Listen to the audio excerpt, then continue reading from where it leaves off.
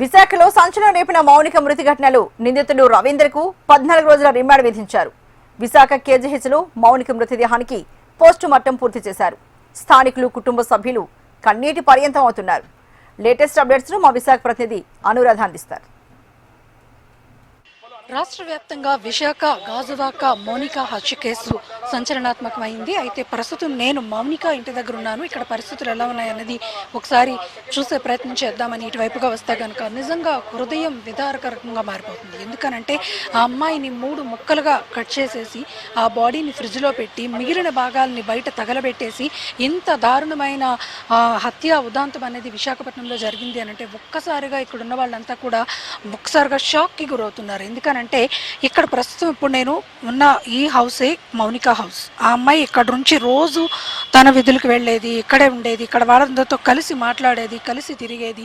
అలాంటి అమ్మాయి ఈరోజు కనీసం అసలు ఊహించడానికే కష్టంగా ఉంది అన్నది తలుచుకుంటేనే వాళ్ళంతా కూడా చాలా బాధపడుతున్నారు. అయితే ఈ కేసుకు సంబంధించి అప్డేట్స్ కనుక చూసుకుంటే కనుక రవీంద్రకి ఇప్పటికే పోలీసులు అదుపులోకి తీసుకొని మెజిస్ట్రేట్ ముందు ఆయన హాజరుపరిచిన తర్వాత ఆయనకి 14 రోజులు రిమాండ్ని కూడా విధించారు. మరి వాళ్ళిద్దరి ఫోన్ కాల్ డేటాస్ని కూడా ప్రస్తుతం పోలీసులు కలెక్ట్ చేస్తున్నారు. ఇది అత్యంత కీలకంగా ప్రధానంగా ఈ కేసులో మారబోతుంది. అయితే ఇక్కడ స్థానికులు కొంతమంది ఉన్నారు, వారితో ఒకసారి మాట్లాడదాం. మౌనిక ఇక్కడ ఎలా ఉండేది, ఏంటి, వాళ్ళ ఘటన చూసిన తర్వాత ఎలా ఫీల్ అవుతున్నారు, ఏంటి అన్నది ఒకసారి మాట్లాడే ప్రయత్నం చేద్దాం. అమ్మ, మీరు ఇక్కడే ఉంటారా, ఏంటమ్మా అసలు? మాదిగా పక్క హౌసేనండి. అమ్మాయి చిన్నప్పటి నుండి తెలుసు. అసలు అమ్మాయికి అలా చేశాడంటే మేము దారుణమండి. అసలు నిజంగానా ఆ అమ్మాయికి అలా జరిగింది. ఆ అమ్మాయి చిన్నప్పటి నుండి ఇక్కడ తిరిగిన అమ్మాయి, వాళ్ళకి డబ్బులు డిమాండ్ చేయాలని ఏమీ లేదండి.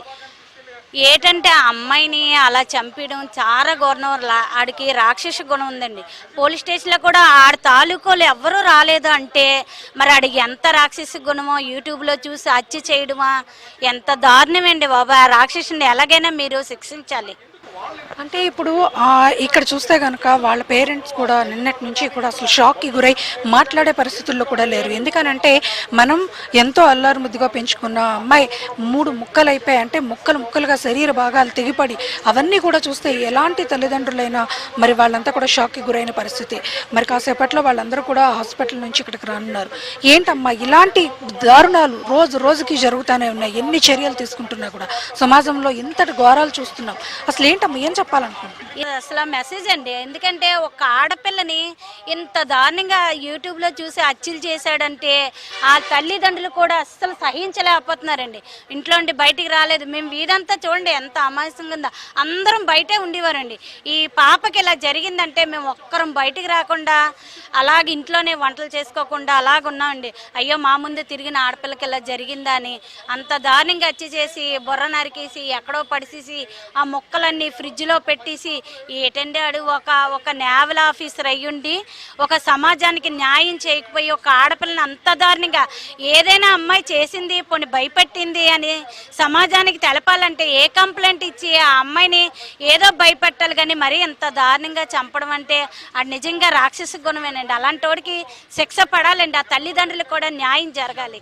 రోజు మీరు ఇక్కడ అమ్మాయిని చూసుంటారు, ఇక్కడ ఇదే హౌస్ అంటున్నారు. మీరందరూ కూడా ఇక్కడ తనతో ఎంతో కొంత జర్నీ మీకు ఉండుంటుంది. ఈ సందర్భంలో అసలు మీరు ఆ అమ్మాయిని రోజు చూసిన సందర్భం, ఈరోజు ఆ అమ్మాయి లేదు, ఇలా జరిగింది అని అంటే చాలా బాధాకరం. మీరేం చెప్పాలనుకుంటున్నారు? చెప్పడానికి ఏం లేదండి. జరగడానికి ఘోరం అయితే జరిగింది. ఎప్పుడు కూడా ఇటువంటి సంఘటనలు ఎప్పుడో ఒకటో రెండో ఒకటే విన్నట్టున్నాం. ఎవరో గురుమూర్తి వాళ్ళ వైఫ్ని అప్పుడు ఎప్పుడో కుక్కర్లో వేసి ముక్కలుగా చేయడం, అదే మర్చిపోలేని సంఘటన ఇప్పటి వరకు. అది మన ప్రాంతంలో మన ముందు తిరిగే ఆడపిల్లకి ఇంతటి ఘోరమైన సిచ్యువేషన్ వస్తుందని ఎప్పుడూ అనుకోలేదు. అసలు ఆ థాట్ కూడా మనకి రాదు. ఇది జరిగింది ఇంత ఘోరంని మేము నిజంగా చెప్పడానికి కూడా మాకు మాటలు రావట్లేదు. ఏంటి ఇటువంటి మాటలు మేము మాట్లాడాల్సి వస్తుందని అనిపిస్తుంది. తప్పకుండా అక్యూజ్డ్కి కఠినమైన శిక్ష గవర్నమెంట్ వేయాలని, ఇంకొకడు ఇలాంటి దుర్ఘటన పాల్పంచుకోవడానికి కూడా ఆలోచన కూడా రాని విధంగా కఠినంగా వాడిని శిక్షించాలని, వాడి మీద చర్యలు తీసుకొని కుటుంబానికి మాత్రం న్యాయం చేయాలి. ఎందుకంటే చాలా అమాయకమైన కుటుంబం. ఇంట్లోనే ఉంటారు, ఎవరి విషయాలకి వెళ్ళరు.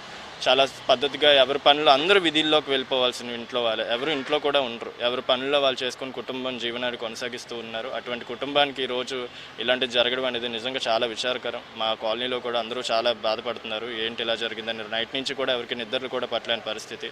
కళ్ళ ముందు తిరిగే అమ్మాయిని ముక్కలుగా చూస్తామని ఎప్పుడూ అనుకోలేదు. దయచేసి ప్రభుత్వం మాత్రం దీని మీద దృష్టి సారించి కుటుంబానికి న్యాయం చేసి వాడి మీద మాత్రం కఠినంగా చర్యలు, దేశం మొత్తం విశాఖ వైపు చూసే విధంగా వాడి మీద చర్యలు తీసుకోవాలని కోరుకుంటున్నాను. ఇది ఇక్కడ స్థానికులు ఒకటే డిమాండ్ చేస్తున్నారు. ఎందుకనంటే ఇలాంటి ఘటనని మా ఏరియాలో మేము చూడాల్సి వస్తుందని అసలు ఇప్పుడు కూడా ఊహించలేదు, అనుకోలేదు. అయితే తప్పు ఎవరిదైనా కావచ్చు. ఈ ఘటనకి సంబంధించి ఎన్నో సంఘర్షణలు ఉన్నాయి ఈ కేసులో. అయినప్పటికీ కూడా కనీసం ఒక మాట బయటకు వచ్చి ఎవరి ఇబ్బంది వాళ్ళు బయట పెట్టుంటుంటే ఇంత దారుణం జరుగుండేది కాదు. ఈరోజు అతని కుటుంబంలో అతని భార్య ప్రధానంగా బాధపడే పరిస్థితి. ఇప్పుడు అతను ఆల్రెడీ జైల్లో ఉన్నాడు. ఒక చిన్న పాప అతనికి ఈ మధ్యనే జన్మించింది. ఆ చిన్న పాప ఇప్పుడు తల్లి తండ్రిని దూరం చేసుకునే పరిస్థితి. ఇటు ఈ అమ్మాయి యువతి ప్రాణాలు కోల్పోయి ఇక్కడ వీళ్ళ తల్లిదండ్రులు వీళ్ళంతా కూడా బాధపడుతున్న పరిస్థితి. ఇవన్నీ కూడా సామాజికంగా చాలా ప్రభావితం చేస్తూ ఉన్నాయి. ఈ ఘటన సంబంధించి మనం చూస్తే కనుక నిజంగా చాలా చాలా బాధపడాల్సిన అంశం. ఎందుకనంటే ఒక అమ్మాయి అత్యంత దారుణంగా ప్రాణాలు కోల్పోయింది. మరోవైపు చూస్తే కనుక నేవీ లాంటి సంస్థల్లో ఉద్యోగం చేస్తున్న వ్యక్తి ఈరోజు నిందితుడిగా మరి సమాజం ముందు నిలబడ్డాడు.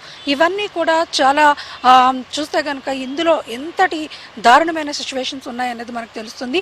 అయితే ఈ డేటింగ్ యాప్స్ అవన్నీ ఇలాంటివి ఏవైనా కూడా చాలామంది యువత జీవితాల్ని బలి చేస్తున్న ఘటనలకి ఇది ఒక ఉదాహరణగా మనం చెప్పొచ్చు. అయితే ఏది ఏమైనా ఈ కేసుకు సంబంధించి ప్రస్తుతం దర్యాప్తు అయితే కొనసాగుతూ ఉంది. మరి కాల్ డేటాని కూడా అంటే ఇరువురి కాల్ డేటాస్ని కూడా పోలీసులు ప్రస్తుతం సేకరించే పనిలో ఉన్నారు. తదుపరి చాలా కీలకమైన అంశాలు కూడా బయటకు వచ్చే అవకాశం ఉందనేది కూడా పోలీసులు చెప్తున్నారు. దర్యాప్తు అనంతరం మరి ఎలాంటి చర్యలు ఉంటాయనేది మాత్రం చూడాల్సింది. వీడియో జర్నలిస్ట్ ధనుష్తో అనురాధ, HM TV.